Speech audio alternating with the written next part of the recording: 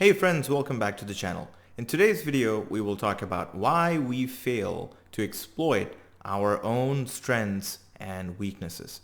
I'd like to know your thoughts in the comments below. And before we begin, if you're new to the channel, don't forget to subscribe to slowly grow your problem-solving mindset. Now, let's begin. I've broken this question of why we struggle to exploit our strengths and weaknesses into three separate factors.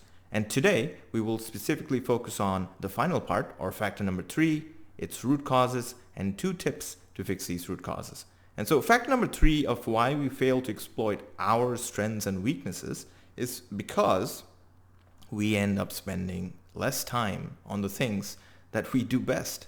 See, our jobs do not require one specific skill because it requires many different skill sets to perform at a very high level. And in that process, we tap into skills that we are good at, and sometimes we also may need to use others that we are not good at, and some that we may not be good at all, right? And that causes us to do less of what we do best.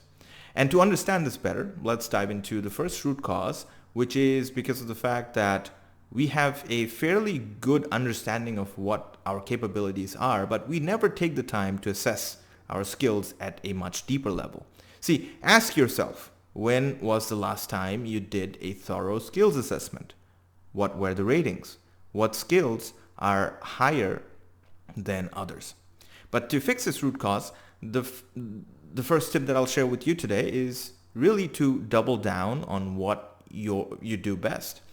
See, once you know what you do better than others, it will only help you laser focus on how you can individually contribute to the bigger picture without worrying about all the problems that you need to solve all by yourself. Now, let's look at the second root cause of why we spend less time on our strengths, which is because of the fact that we don't revisit past learnings. See, our brain has a finite amount of space. And whatever we learn today makes the brain to compress older learnings. And unless you practice and keep those learnings fresh, you will lose that piece of memory, and you may end up losing certain skills that you used to be good at, right?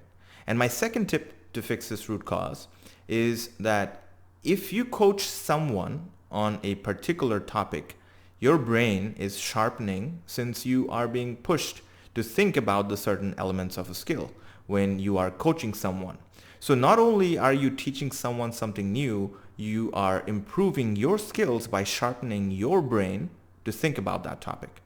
Your strengths can be someone's weakness, right? And carving time out to coach and train your peers on those gaps can make you a great mentor and help them get faster and more efficient. And employees notice a manager or a leader's initiative to help them, right? And end up buying in to help their leaders succeed when they show personal invest towards their growth. And these are the pieces that make up the third factor. Now, from a bird's eye view, this is what the big picture looks like. But before we wrap up, I have one question for you.